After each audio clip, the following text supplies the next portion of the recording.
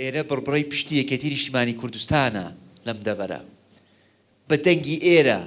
ئێمە ئەتوانین ئەو غەدرانەی کە لە شوێنەکانی تر لێمانەکرێ دەنگەکانی خۆمان ڕاستکەینەوە بە کار و چالاکی هەردوو کۆمیتەکەتان ئێمە ئەتوانین سەنگی یەکێتی نیشتیمانی کوردستان بسەلمێنین لە سۆرانی خۆشەویست یەکێتی کەم نییە لە بیرتان نەچێ یەکێتی کێیە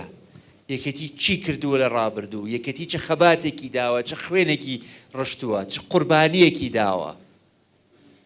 ئێوە نوێنەرایەتی ئەو یەکێتیە ئەکەن ئەمڕۆ کاک بافڵ زۆر بەڕوونی بتوێتی نایاڵێ حکوومەتێک تەشکیل بێ ئەگەر خزمەتکاری کۆمەڵانی خەڵکی کوردستان نەبێ ئێمەش دیفاع لەو سیاسەتە ئەکەین ئیش لەسەر ئەو ئامانجا ئەکەین بۆیە حکوومەتە ئێستا پێک نەهاتووە نە لەبەرەوەی کە ئێمە هەر عینادی ئەکەین لە پێناوی عینادی بابا والله من لە هەمووتان زیاتر ئەمەوێ حکوومەتێک تەشکیل بێ بەس حکوومەتێک کە عادل بێ حکوومەتێک کە فەرق و جیاوازی نەکا لە بینی گوندێک و گوندێکی تر لە بینی شارۆچکەیەک و شارۆچکەیەکی تر لە بینی ناحەیەک و ناحەیەکی تر لە بینی قەزایەک و قەزایەکی تر لە بینی مەحافەزەیەک و مەحافەزەیەکی تر هەموو کوردستان بە یەک چاوسەیت کە ئەمەیە ئەو حکوومەتێکی ئێمە ئەمانەوێ